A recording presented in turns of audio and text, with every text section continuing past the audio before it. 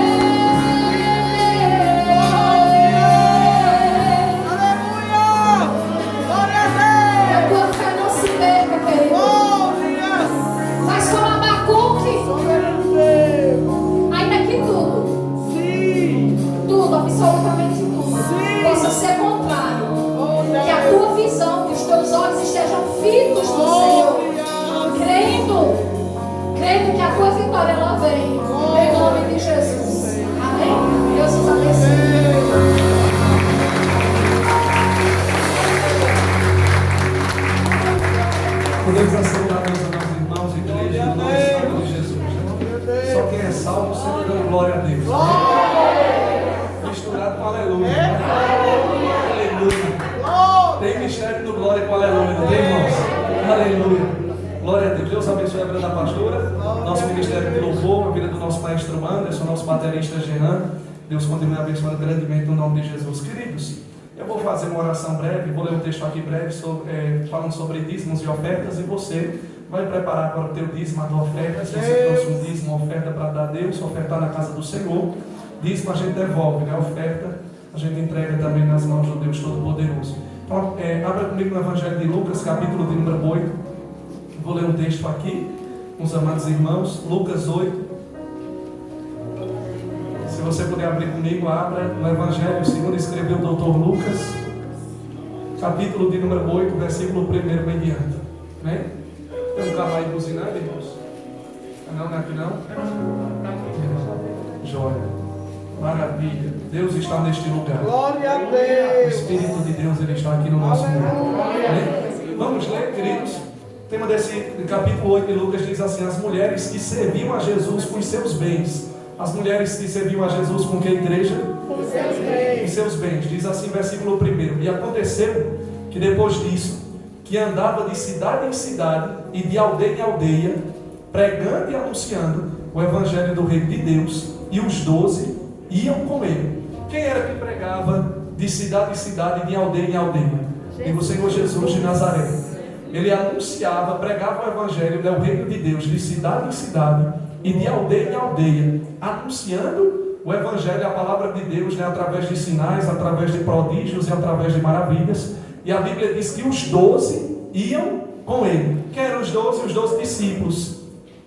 Aí versículo de número 2 diz assim: também, veja, também algumas o que, igreja? Mulheres. Algumas mulheres que haviam sido curadas de quê?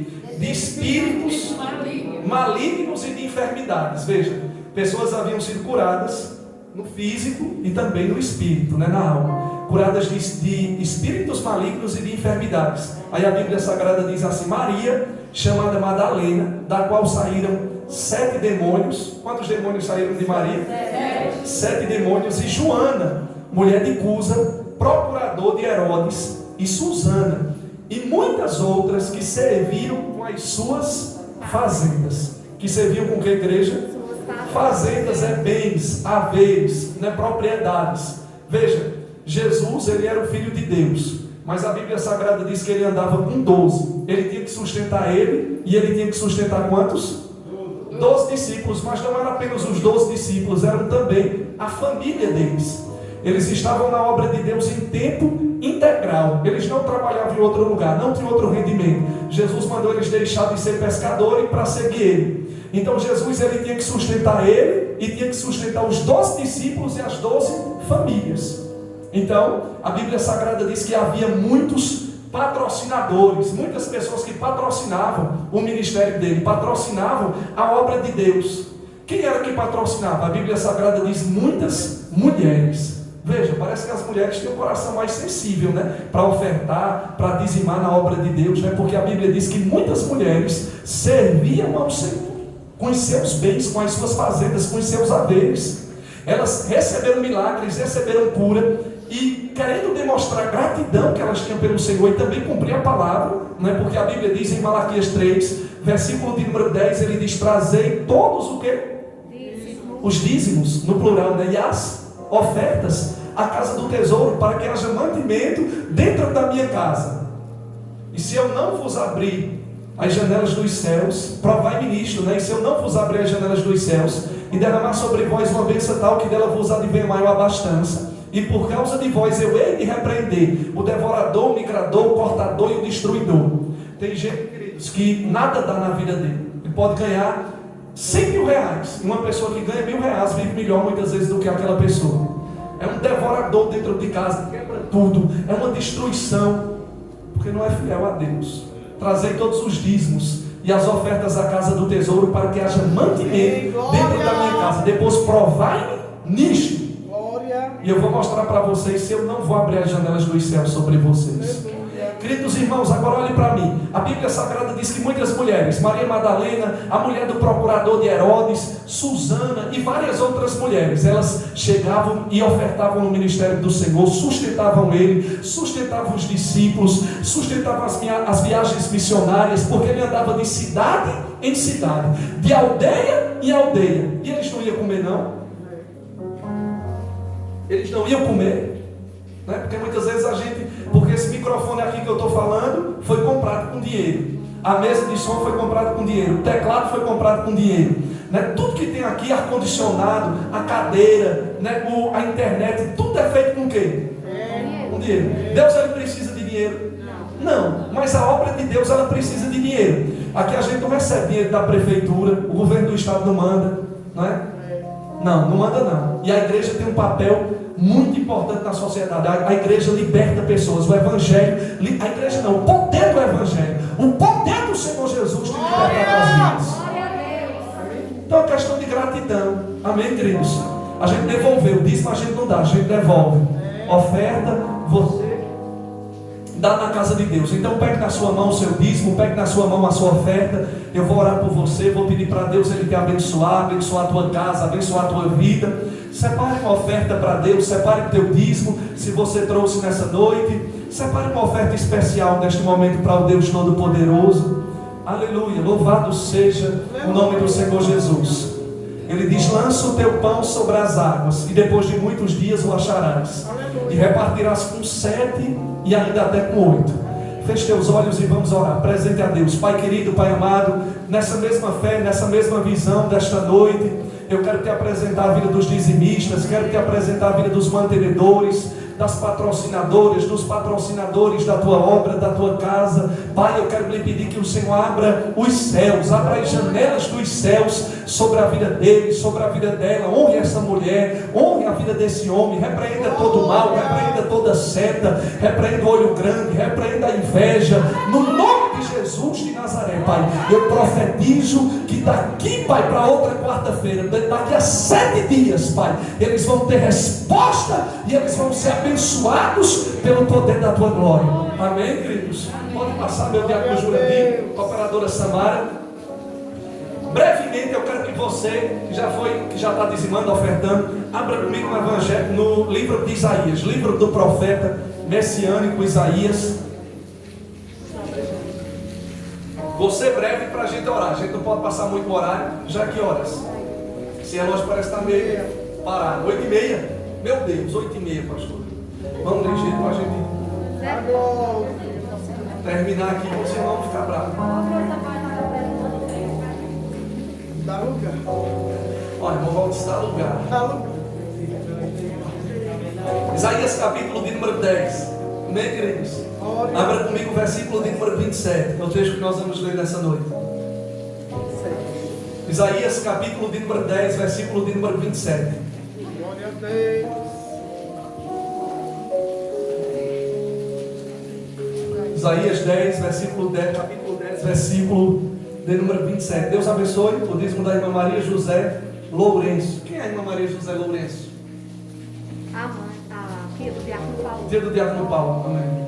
E a irmã Graziele da Silva Alves. Deus abençoe todos os dizimistas e os ofertantes dessa noite, no nome de Jesus de Nazaré. Amém? Queridos irmãos, o microfone está cortando um pouquinho, mas vai dar para você ouvir, no nome de Jesus de Nazaré. Diz assim o versículo de número 27. E acontecerá naquele dia que a sua carga, que a sua o quê? Sua carga. Me ajude aí, igreja. E acontecerá naquele dia que a sua carga será tirada do teu ombro e o seu jugo do teu pescoço, e o jugo será despedaçado por causa da unção. Amém, queridos? Então a unção ela despedaça, né, o jugo. A unção ela ainda quebra o jugo. Amém, queridos? Queridos irmãos, quando nós abrimos a bendita palavra do Senhor aqui no livro de Isaías, né, livro do profeta messiânico, capítulo de número 10, a partir do versículo de número 27, você vai ver Deus usando, né, a boca do profeta, a vida daquele homem, e ele diz assim: e acontecerá naquele dia O dia, queridos, é hoje, para a minha vida e para a sua vida. Você pode dizer para você mesmo, né, que o dia é hoje. E acontecerá naquele dia, né, que no caso vai ser hoje. E acontecerá hoje que a sua carga será tirada do teu ombro. Queridos, agora olhe para mim. Qual é o significado, igreja, de carga? Carga, quando nós vamos para o dicionário, carga significa uma quantidade excessiva de alguma coisa. Então, carga nada mais é do que uma quantidade excessiva de alguma coisa. Aquilo que pode causar incômodo, dor, sofrimento e opressão na vida de uma pessoa. Então veja o que a palavra está dizendo, né? Deus ele está falando e ele está dizendo, e acontecerá naquele dia, né? Que o dia vai ser hoje, que a sua carga será tirada do seu ombro. Queridos, aquilo que está trazendo o quê? Dor, sofrimento, aquilo que está trazendo incômodo para você e para a tua casa, o Senhor ele vai quebrar nesta noite no nome de Jesus de Nazaré. Eu vou dar um exemplo aqui melhor. Tem uma cadeira aí, uma cadeira. Vem cá, diácono José Paulo, por gentileza. Traga essa cadeira aqui para me mostrar aos irmãos, diácono José Paulo, para a gente mostrar o que é uma carga. Mais ou menos, igreja, uma carga é isso. Eu quero que você entenda. Diácono José Paulo, ele está magro desse jeito hoje, né? Em vez dele engordar na pandemia, ele ficou mais magro ainda. Amém, glória a Deus, né, José? Se eu disser ao diácono José Paulo, José, bote essa cadeira aqui sobre os seus ombros e você leve, ande com ela 1 quilômetro. Vocês acham que ele vai poder levar? Vai, porque a cadeira é maneira, não é? A cadeira vai ser um tipo de um fardo, um tipo de um peso, mas pela estrutura dele ele vai aguentar. Agora, se eu pegar 30 cadeiras dessa e eu disser, José Paulo, meu diácono querido, eu quero que você ande aqui na rua 5 quilômetros com essas cadeiras e entregue em tal lugar, vocês acham que ele vai suportar? Não, por quê? Porque é uma carga que está sobre a vida dele. Obrigado, meu querido, Deus abençoe. Então veja o que a palavra está dizendo, e acontecerá naquele dia que a sua carga será tirada do teu ombro, e o seu jugo do teu pescoço. Queridos irmãos, olhem para mim. Essa palavra jugo, no dicionário também ela tem 2 significados. O primeiro significado da palavra jugo é uma peça, as pessoas conhecem muito bem aqui, acredito, né? Uma peça de madeira, uma peça feita de madeira, usada para unir os bois, né? Para os bois eles puxarem a carroça e também arar a terra. Pegam uma junta de boi, colocam de um lado, outro do outro. É também chamado de canga, não é? Não é, irmão Jairo? É chamado de canga, para que quando ele vem arar a terra, eles vão andar no mesmo compasso, e assim eles venham ter mais agilidade para arar a terra, para trabalhar no serviço que eles foram determinados. Então, o primeiro significado de jugo é o que? Uma canga. É um peso que é colocado sobre o pescoço, né, de uma junta de animais, para que eles venham puxar uma carroça, para que eles venham carregar peso, para que eles venham arar a terra. Segundo significado de jugo, significa submissão resultante do uso de força ou autoridade, opressão. Por exemplo, vou dar um exemplo. Um país está sendo oprimido por um déspota. Nós temos a Coreia do Norte. A Coreia do Norte, igreja, ele é um país fechado, totalmente fechado, né? Nós sabemos. Lá tem um ditador. E aquele ditador, igreja, ele comanda tudo. As pessoas vivem sobre o quê? Sobre a opressão, sobre o jugo dele. Ele come do bom e do melhor, juntamente com as pessoas que estão no palácio. Mas se você for olhar, as pessoas que estão vivendo sobre o domínio dele, sobre o jugo dele, tem uma vida miserável, vive na pobreza. Então aquele povo não pode falar nada. Eles estão sobre o jugo, eles estão debaixo de opressão, eles estão debaixo de humilhação daquele opressor, daquele ditador, daquele déspota. Então veja o que a palavra de Deus ela está dizendo nesta noite para mim. Ela está dizendo para você que acontecerá naquele dia que a sua carga, que é uma quantidade excessiva de alguma coisa, você que entrou aqui dentro esta noite sobrecarregado, você que entrou aqui dentro esta noite com um fardo pesado, eu quero dizer que Jesus ele te trouxe aqui neste lugar para quebrar essa carga, para arrancar esse fardo dos teus ombros, para arrancar esse peso dos teus ombros, e você vai ver que o nome dele vai ser exaltado e vai ser glorificado na tua vida e na tua história. E o jugo é aquela peça de madeira, como a pastora acabou de louvar, e eu posso ouvir nesta noite cadeias quebradas,